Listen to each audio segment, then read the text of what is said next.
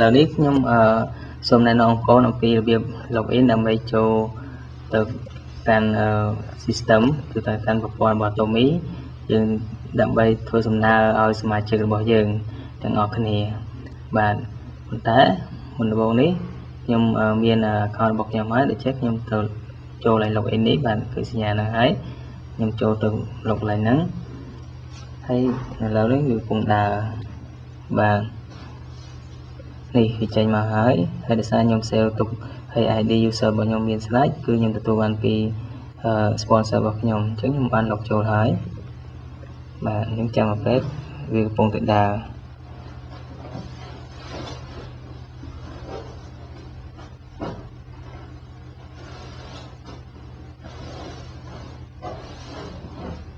បងចាំទៅឥឡូវចូលកន្លែងនេះដើម្បីមើល space មើល line របស់យើងបងប្អូននឹងឃើញ line របស់វាតើ line នឹងវាចុះយ៉ាងម៉េចខ្លះ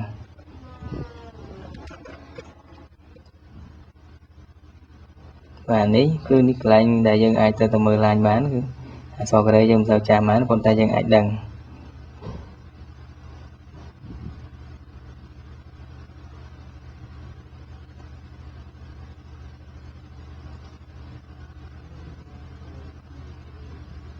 បាទវាចេញមកហើយយើងត្រូវចុចកន្លែងសញ្ញាហ្នឹងដែរនេះសញ្ញានេះវាមើលលើធុសបាក៏មានហើយនេះកន្លែងនេះក៏មានយើងមើលចុចកន្លែងសញ្ញាតូចហ្នឹងទៅយើងនឹងឃើញdownline របស់យើងសមាជិករបស់យើងហើយយើងមើល line បង្គោលរបស់យើងនៅក្រោមគេគាត់ឈ្មោះអីគេហើយមាន ID យ៉ាងម៉េចបាទយើងគ្រូមើលទៅបាទ line ខាងនេះគឺ line បង្គោលធំហើយខាងនេះបង្គោលរបស់ខ្ញុំបានរៀបចំបាទឃើញឈ្មោះហើយឈ្មោះអីទួន date បាទ ID របស់គាត់នៅខាងលើបាទអញ្ចឹងយើងមើលហើយយើងចុចទៅវិញទៅនេះដើម្បីយើង register ឲ្យសមាជិករបស់យើងចុចលេខ join នេះលេខ join បាទយើងឃើញហើយលេខ join អញ្ចឹងយើងចុចទៅហ្នឹងទៅបាទអញ្ចឹងយើងចុចកន្លែង candidate only បាទគឺតើមានអាយុ18ឆ្នាំឡើងទៅចុចលេខហ្នឹងទៅយើងនឹងឃើញ form ដែលគេឲ្យយើងមកពេញបាទ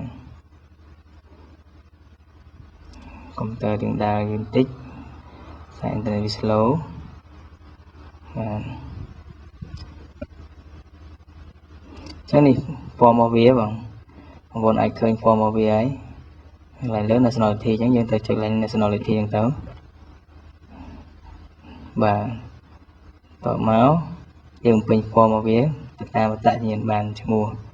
អញ្ចឹងយើងមើលភាសាអង់គ្លេសមុនហើយលើវាឲ្យយើងទៅពេញភាសាអង់គ្លេសមុន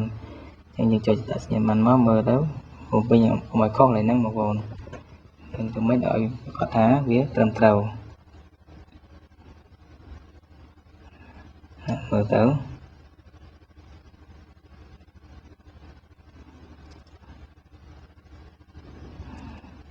យើងវាយឈ្មោះទៅធីម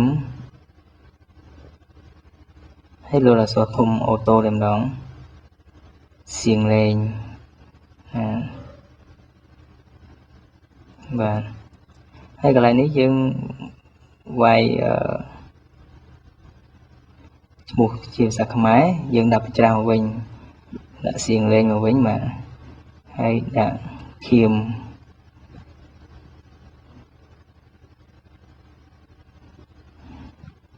បាទហើយយើងឃើញហើយកន្លែងណាស្រីដាក់ female ហើយណាប្រុសដាក់ male អញ្ចឹងគាត់ស្រីយើងដាក់ female ហើយនេះកន្លែងលេខអត្តសញ្ញាណបានអញ្ចឹងយើងវាយអត្តសញ្ញាណបានចូលដែរខ្ញុំកត់ចូលក្នុង Excel ស្រាប់អញ្ចឹងខ្ញុំហៅតែ copy យកមកទេcopy យកមកបំពេញទេ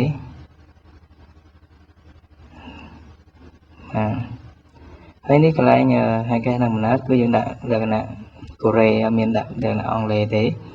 កូរ៉េគឺត្រូវមានឆ្នាំមុនខែហើយនឹងថ្ងៃអញ្ចឹងយើងដាក់តាមនឹងសិនទៅបាទកៅកុដនៅពង្រឹងកៅកុដ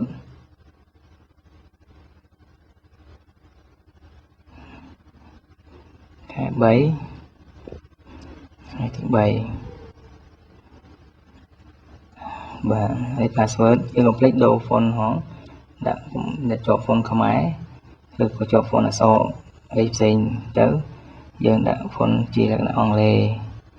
អញ្ចឹងយើងវាយ password 8ខ្ទង់ចំនួន8ខ្ទង់ confirm ក៏ password ចំនួន8ខ្ទង់ដូចគ្នា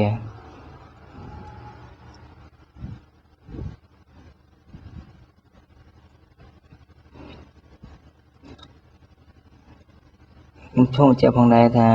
មុននឹងយើង log មួយថាដឹងថាវា error មិន error យើងចូលកន្លែង space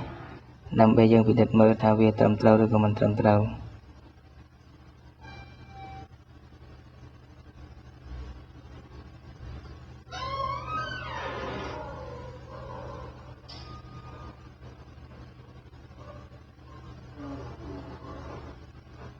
បាទយើងវាយ password វា8ចំនួន8ខ្ទង់ទាំង password ហ្នឹងគឺយើងជាsponsor យើងដាក់ឲ្យទៅសមាជិករបស់យើងចំនួន8ខ្ទង់ហ្នឹងហើយដល់នេះយើងរួចហើយយើងដាក់លេខទូរស័ព្ទមកលេខទូរស័ព្ទ copy ដាក់បានទេច្រឡំអញ្ចឹងយើងវាយធម្មតាមកបាទយើងវាយលក្ខណៈធម្មតាមក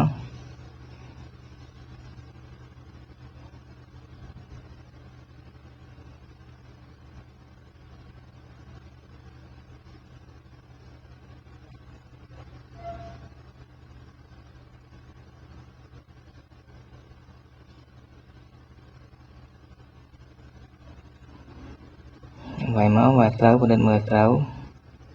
បាទ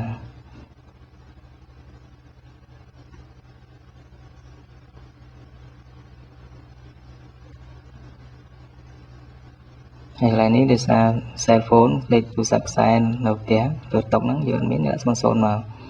បាទហើយលេខនេះដើម្បីរកទីក្រុងឬក៏ខេត្តដែលយើងរស់នៅthìយើងដាក់តាមអត្តសញ្ញាណបាននៅដើម្បីងាយស្រួលបាទតាមសញ្ញាណបានហ្នឹងងាយស្រួលបាទហើយយើងចុចមកក្រោមហើយយើងចុច confirm វាទៅបាទយើងនឹងរួចរាល់ step ទី4ចូល step ទី5 step ទី5នេះគេឲ្យយើងដាក់ sponsor អញ្ចឹង sponsor យើងមើលនៅក្នុងនេះមិញក្នុង space line មិញ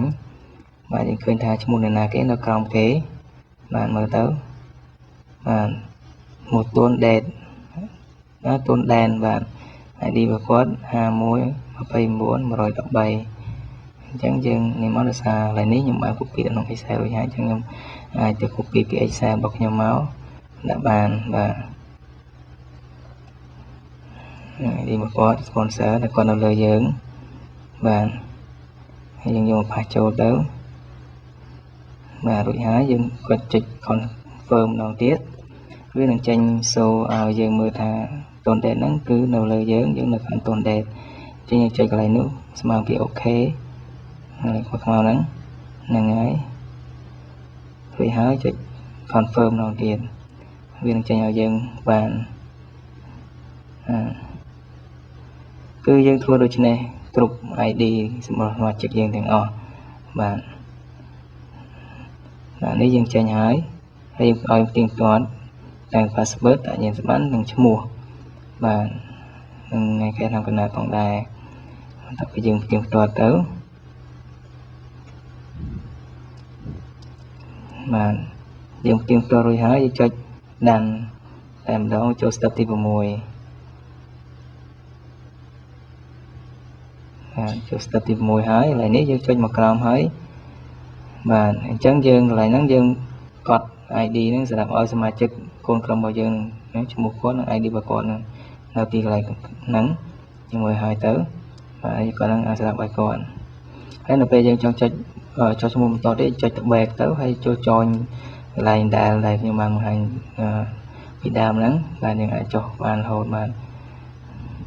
អញ្ចឹងយើងកត់ទៅ ID ហ្នឹងសម្រាប់យើងផ្ដល់ឲ្យទៅសមាជិករបស់យើងហើយបានយើងចុះឈ្មោះឲ្យគាត់នោះបាទនេះគឺជាវីដេអូដ៏ខ្លីមួយបាទដែលខ្ញុំបានរៀបចំឡើងដើម្បីឲ្យសមាជិកទាំងអស់ដែលនៅឆ្ងាយឬក៏ មិនបានចូលរួមក្នុងសិក្ខាសាលាក្តីគាត់អាចយល់ដឹងហើយគាត់អាចចុះឈ្មោះឲ្យកូនក្រុមបានតាមរយៈប្រព័ន្ធAtomy នេះបានយ៉ាងងាយស្រួលហើយឥឡូវខ្ញុំរីប្រែមើលតែឈ្មោះគាត់ចេញមកនៅក្នុងតូនដែននឹងអត់បាន